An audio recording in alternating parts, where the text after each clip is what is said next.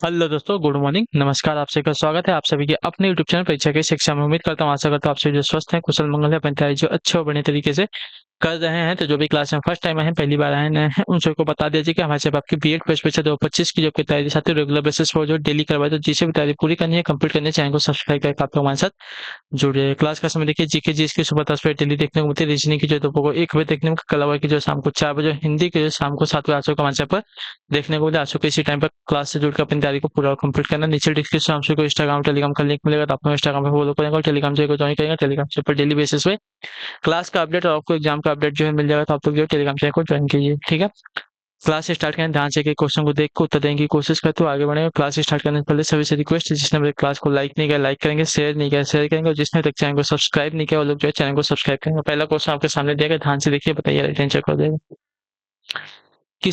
किसी वस्तु के मांग वक्र के अनुसार गतिशीलता किसमें आय परिवर्तन के कारण होती है, बताइए। किसी वस्तु के मांग वक्र के अनुसार गतिशीलता किसमें आय परिवर्तन के कारण होती है, तो इसका राइट आंसर आपका हो जाएगा साथियों, उनके अपने मूल्य में। ठीक है, ऑप्शन नंबर जो बी दिया गया आपका राइट आंसर। किसी वस्तु में मांग वक्र में गतिशीलता वस्तु के अपने मूल्य परिवर्तन के कारण उत्पन्न होती है। वस्तु का मूल्य बढ़ने पर मांग घटती है तथा मूल्य घटने पर मांग बढ़ती है। ठीक है, अगले क्वेश्चन की तरफ बढ़ेंगे। आपका है दूसरा नंबर, बताने की कोशिश कीजिएगा, राइट आंसर का। भारत में मौद्रिक नीति किसके द्वारा बनाई और लागू की जाती है, बताइए। भारत में जो मौद्रिक नीति है किसके द्वारा बनाई और लागू की जाती है, तो इसका राइट आंसर आपका हो जाए साथियों, भारतीय रिजर्व बैंक के द्वारा। ऑप्शन नंबर जो सी दिया गया है आपका राइट आंसर होगा। ठीक है, क्लियर से इसके बारे में, हाँ या ना। क्लियर है, भारत में मौद्रिक नीति अर्थव्यवस्था में मुद्रा की पूर्ति के नियम, समायोजन तथा ब्याज दर में परिवर्तन के द्वारा मूल्य तथा रोजगार की स्थिरता, आर्थिक समृद्धि तेज करने तथा विदेशी भुगतानों में संतुलन स्थापित करने का प्रयास करती है। भारतीय मुद्रा बाजार में रिजर्व बैंक को केंद्रीय स्थिति प्राप्त है तथा वही देश में शाख का नियमन व नियंत्रण करता है। ठीक है, अगले क्वेश्चन की तरफ बढ़ेंगे। तीसरा नंबर, उत्तर देने की कोशिश कीजिएगा, राइट आंसर का। थर्ड है, व्यय विधि के माध्यम से जीएनपी की गणना में क्या शामिल नहीं किया जाता है। व्यय विधि के माध्यम से जीएनपी की गणना में क्या शामिल नहीं किया जाता है, तो आपका राइट आंसर यहाँ पे हो जाएगा मूल्य ह्रास व्यय। ठीक है, ऑप्शन नंबर जो सी दिया गया आपका राइट आंसर। व्यय विधि के माध्यम से सकल घरेलू उत्पाद यानी कि जीएनपी की गणना में सकल घरेलू निजी निवेश, निवल विदेशी निवेश, निजी उपभोग व्यय, सरकार द्वारा वस्तुओं तथा सेवाओं की खरीदी पर व्यय तथा शुद्ध निर्यात को शामिल किया जाता है। मूल्य ह्रास को इसमें शामिल नहीं किया जाता है। ठीक है, इतना याद रखिएगा। चलिए अगले क्वेश्चन की तरफ बढ़ेंगे, ध्यान से देखेंगे। आपका चौथा नंबर है, उत्तर दीजिएगा राइट आंसर का। निम्न में से कौन सा विषय जो है केंद्रीय सूची में नहीं है, बताइए। कौन सा विषय जो है केंद्रीय सूची में नहीं है, तो आपका राइट आंसर यहाँ पे हो जाता है मजदूर संगठन। ठीक है, ऑप्शन नंबर जो सी दिया गया आपका राइट आंसर होगा। ठीक, मजदूर संगठन जो है समवर्ती सूची का विषय है, बाकी तीनों केंद्रीय सूची के विषय हैं, जनगणना, बैंकिंग और विदेशी ऋण। अगला क्वेश्चन आपका है पांचवा नंबर, लॉब डुगलस उत्पादन फलन यानी कि Q equal to A L A के raise to L minus A किस पर आधारित है, बताइए। तो लॉब डुगलस उत्पादन फलन जो है मापक के स्थिर प्रतिफल सिद्धांत पर आधारित होता है। ठीक है, तो ऑप्शन नंबर जो सी दिया गया आपका राइट आंसर, मापक का स्थिर प्रतिफल। ठीक है, क्लियर है, वो लॉब डुगलस उत्पादन फलन मापक के स्थिर प्रतिफल सिद्धांत पर आधारित होता है।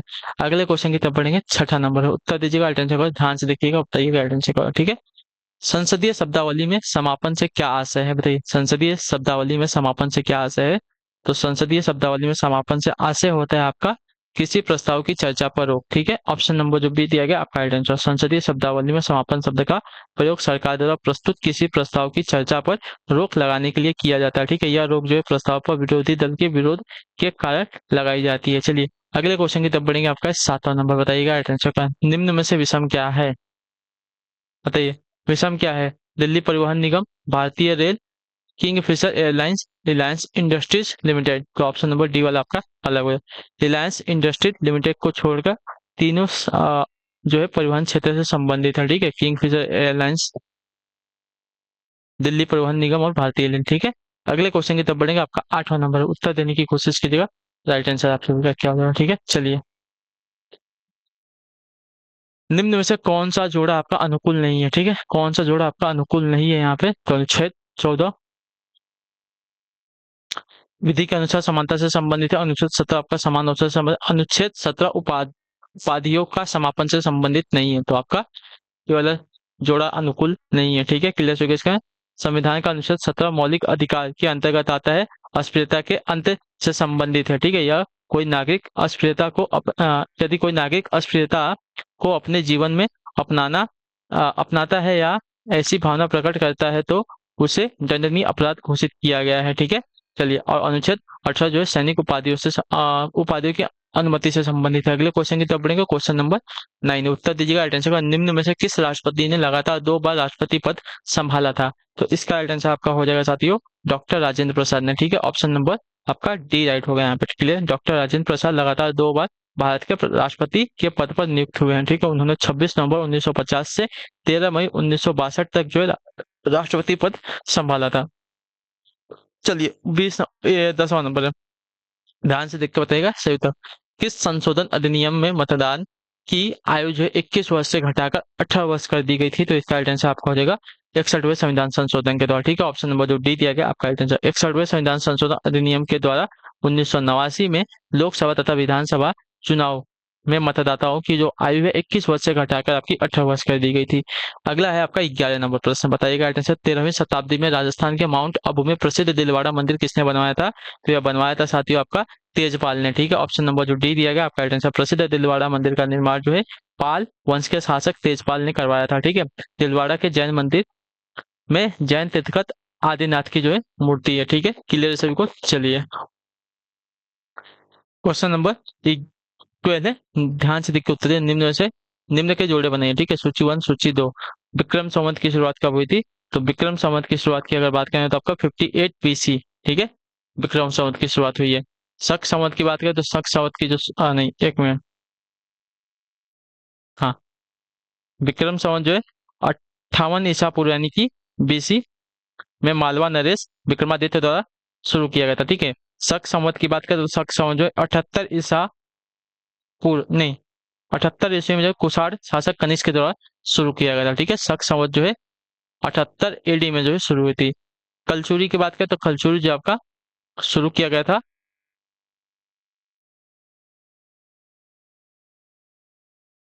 क्या दिए गए, हाँ, कलचुरी संवत जो है 248 ईस्वी में, 248 ईस्वी में यानी कि ईडी में ईश्वर सेन द्वारा, तथा गुप्त संवत जो है 320 ईस्वी में गुप्त वंश के शासक चंद्रगुप्त प्रथम द्वारा चलाई गई थी। ठीक है, चलिए, तीसरा चौथा पहला दूसरा आपका मिलान है। ठीक है, स्क्रीनशॉट ले लिए, फिर आगे बढ़ेंगे।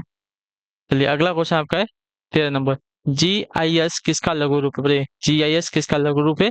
तो जीआईएस जो है इसका फुल फॉर्म होता है जियोग्राफिकल इंफॉर्मेशन सिस्टम। तो ऑप्शन नंबर आपका सी राइट होगा। ठीक है, जियोग्राफिकल इंफॉर्मेशन सिस्टम, जीआईएस भौगोलिक आंकड़ों को ढूंढने, इकट्ठा करने, विश्लेषण करने, सावधानी पूर्वक प्रबंधन करने तथा प्रस्तुत करने की एक प्रणाली है।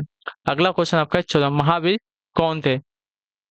21वें, 24वें, 23वें, 22वें कौन से नंबर के तीर्थकर थे? तो 24वें तीर्थकर थे महावीर स्वामी। तो ऑप्शन नंबर आपका बी राइट हो जाएगा। ठीक है, क्लियर है। इनके बचपन का नाम आपका वर्धमान था, ये बात भी याद रखिए। चलिए, 15 नंबर, निम्न में से कौन सी नदी जो है हिमालय से परे की नदी बताइए। निम्न में से कौन सी नदी हिमालय से परे की नदी है?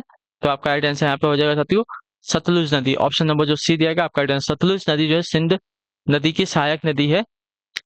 यह नदी जो है कैलाश पर्वत के दक्षिण ढालों पर मानसरोवर झील के निकट जो है 5000 मीटर की ऊंचाई पर राक्षस ताल से निकलती है। ठीक है, यह नदी जो है भारत में 1050 किलोमीटर की दूरी तय करती है। ठीक है, अगले क्वेश्चन की तरफ बढ़ेंगे, आपका है 16 नंबर। निम्न में से किस विदुषी ने वाद विवाद में अजय याज्ञवल्क्य को चुनौती दी? बताइए, निम्न में से किस विदुषी ने जो है वाद विवाद में अजय याज्ञवल्क्य को जो है चुनौती दी थी? तो आपका राइट आंसर यहाँ पे हो जाएगा गार्गी ने। ठीक है, ऑप्शन नंबर जो डी दिया गया आपका राइट आंसर होगा। क्लियर होगा इसके बाद में। चलिए, अगले क्वेश्चन की तरफ बढ़ेंगे, आपका है 17 नंबर। नीचे दिए गए कोड का प्रयोग करके जोड़े बनाइए। ठीक है, जोड़ा सूची 1 है, सूची 2 है। सूची 1 में आपका वन की प्रकृति दी गई है, क्षेत्र दिया गया। उस कटिबंधीय सदा हरित वन कौन से क्षेत्र में पाए जाते हैं? तो उस कटिबंधीय सदा हरित वन आपके पाए जाते हैं शिलोंग में। ठीक है, क्लियर है। और मानसून वन आपके पाए जाते हैं शिवालिक में। और संतुलित वन जो है नीलगिरी के क्षेत्र में पाया जाता है और मैंग्रोव आपका पश्चिम बंगाल में पाया जाता है। ठीक है, इसका मिलान मैंने कर दिया है, आप लोग स्क्रीनशॉट ले सकते हैं, इंपॉर्टेंट है आप सबके लिए। तो फटाक से स्क्रीनशॉट लेंगे, फिर आगे बढ़ेंगे हम लोग। ठीक, चलिए अगले क्वेश्चन की तरफ बढ़ेंगे। आपका 18 नंबर, उत्तर दीजिएगा आंसर का। निम्न में से किस घटना ने इंग्लैंड के सम्राट को भारतीय प्रशासन को अपने अधीन कर लेने के लिए प्रेरित किया था? तो इसका राइट आंसर आपका हो जाएगा साथियों, सिपाहियों के विद्रोह ने। ठीक है, ऑप्शन नंबर आपका डी वाला जो दिया गया आपका सही उत्तर होगा यहाँ पे। क्लियर हो गया। इसके बाद 1857 ईस्वी के विद्रोह के असफल 1857 ईस्वी के विद्रोह के असफल होने के तत्काल बाद ब्रिटिश काउंट ने कंपनी से भारत का शासन करने के सभी अधिकार जो है वापस ले लिए थे। ठीक है, 1858 ईस्वी में भारत सरकार अधिनियम पारित किया गया, जिससे ब्रिटिश सरकार ने भारत का शासन अपने हाथ में ले लिया तथा भारत के गवर्नर जनरल को वायसराय कहा जाने लगा। अगले क्वेश्चन की तरफ बढ़ेंगे। 19 में बताइएगा आंसर, नागार्जुन सागर परियोजना किस नदी पर अवस्थित है? तो यह अवस्थित है साथियों आपका कृष्णा नदी पर। ऑप्शन नंबर ए राइट होगा। नागार्जुन सागर परियोजना आंध्र प्रदेश राज्य में कृष्णा नदी पर अवस्थित है। यह परियोजना सिंचाई एवं जल विद्युत उत्पादन से संबंधित है। अगला आपका साथियों 20 नंबर, स्वेज नहर किसे जोड़ती है? तो स्वेज नहर जो है देखिए लाल सागर तथा भूमध्य सागर को जोड़ने का काम करती है। ठीक है, क्लियर को मिस्र की स्वेज नहर जो है लाल सागर तथा भूमध्य सागर को जोड़ती है। इस नहर का निर्माण जो 1869 ईस्वी में हुआ था तथा 1956 ईस्वी में मिस्र द्वारा इसका राष्ट्रीयकरण किया गया। ठीक है, यह विश्व की सबसे लंबी नहर है। ठीक है, अगले क्वेश्चन की तरफ बढ़ेंगे। आपका 21 नंबर, वह औषधि कौन सी है जो दुसंचिता को कम करती है और शांति प्रदान करती है? तो यह आपकी है साथियों प्रशांतक। ठीक है, ऑप्शन नंबर ए जो दिया गया आपका राइट आंसर। मानसिक रोगों के उपचारों के लिए काम में आने वाली दवाएं प्रशांतक कहलाती है। ठीक है, ये दवाई जो है केंद्रीय तंत्रिका तंत्र के ऊंचे केंद्रों पर कार्य करती है। ठीक है, नींद की गोलियां इन्हीं से बनती है। ठीक है, कुछ प्रशांतक दवाओं के नाम आपके देखिए, बार्बिट्यूरिक अम्ल, बार्बिटॉल, थायोपेंटॉल तथा इक्वानिल है। ठीक है, अगले क्वेश्चन की तरफ बढ़ेंगे। 22 नंबर,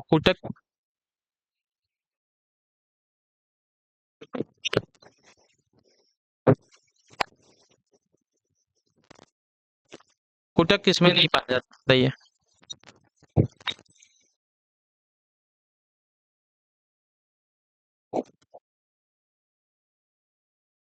कुटक किसमें नहीं पाया जाता है?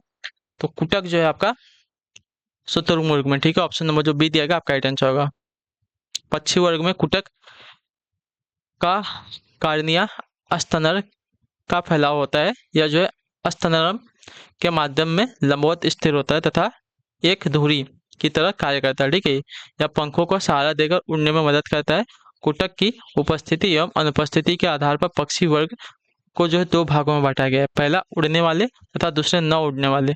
उड़ने में असमर्थ पक्षी जैसे कीवी शुतुरमुर्ग में यह जो है नहीं पाया जाता है। ठीक है, अगला क्वेश्चन आपका है 20 नंबर, विस्तृत स्पेक्ट्रम प्रतिजैविक किसमें उत्पन्न होता है? बताइए, विस्तृत स्पेक्ट्रम प्रतिजैविक जो है किसमें उत्पन्न होता है? तो उत्पन्न होता है साथियों आपका स्ट्रेटोमाइसिस में। ठीक है, ऑप्शन नंबर जो ए दिया गया आपका विस्तृत स्पेक्ट्रो प्रतिजैविक स्ट्रेटोमाइसिस जीवाणुओं से उत्पन्न किए जाते हैं। यह प्रतिजैविक मनुष्यों में जीवाणुओं द्वारा होने वाले रोगों की रोकथाम में बहुत उपयोगी सिद्ध हुए हैं। 24 नंबर है, वह वड़क जो वनस्पति को पराबैंगनी कीड़ों के दुष्प्रभाव से बचाता है कौन सा है? तो वह वड़क आपका कैरोटेनाइट है। ठीक है, ऑप्शन नंबर जो बी दिया गया आपका कैरोटेनाइट आपका एक टेट्राटेरिपीनोइड वड़क है। यह पादपों में मुख्य रूप से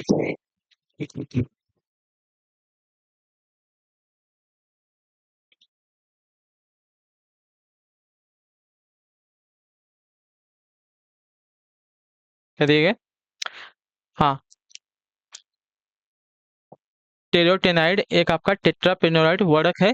यह पादपों में मुख्यतः दो कार्य करता है। ठीक है, प्रकाश संश्लेषण के लिए आवश्यक प्रकाश का अवशोषण करना तथा पराबैंगनी विकिरणों से क्लोरोफिल की रक्षा करना। ठीक है, चलिए अगला है आपका साथियों 25 नंबर, आखिरी क्वेश्चन बताइएगा आंसर का। ग्लाइको ग्लाइकोजिन स्टार्च तथा सेलुलोज किसके बहुलक हैं? तो यह बहुलक आपके होते हैं साथियों ग्लूकोज के। ऑप्शन नंबर आपका बी राइट होगा। ठीक है, ग्लाइकोजिन स्टार्च तथा सेलुलोज जो है तीनों पॉली सैकेराइड्स शर्करा में शर्करा के उदाहरण हैं, ठीक है। स्टार्च मांड, चावल, गेहूं, जौ, मक्का में पाया जाता है। ग्लाइकोजन प्राणियों की शरीर में संचित होता है, ठीक है। तथा सेल्यूलोज सब्जियों में पाया जाता है, ठीक है। चलिए, तो इसी के साथ जो आपकी क्लास है आज की यहीं पे कंप्लीट होती है। आई होप कि आपको क्लास जो चाहती है अच्छी लगी है, पसंद आई है, तो क्लास को लाइक करिए, चैनल पहले चैनल को सब्सक्राइब कर लीजिएगा और हमें जो है कमेंट में अपना फीडबैक क्लास के बारे में देके आपको क्लास कैसी लगी है। अच्छी लगे तो क्लास को लाइक करके चैनल पहले चैनल को सब्सक्राइब करके जाए। हम आपसे मिलते हैं आपकी नेक्स्ट क्लास में, तब तक के लिए टाटा बाय बाय, जय हिंद, जय भारत। आपसे क्लास से जुड़ने के लिए बहुत बहुत ही धन्यवाद साथियों।